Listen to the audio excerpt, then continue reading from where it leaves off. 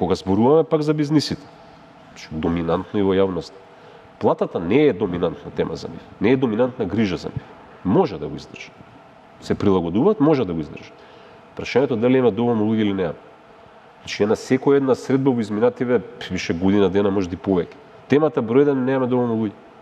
Затоа Не зборам за фирмите во зоните, таму е дополнително изразено. Таму платата уопште не е тема веќе. Прашањето ви се поставува. Значи, ви имате ситуација во која што и се согласува. Пониско платените работни места растат побрзо. Така е. И се создава, и за тоа согласувам, еден вид на дисбаланс меѓу она што е високо квалификувани, инженерски кадар, менеджмент не е важно, инженерски кадар, со квалификувани кои што се среднисти. Да. Така е.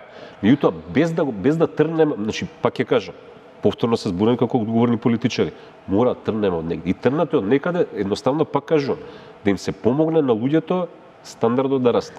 Треба интервенција на државата, апсолутно.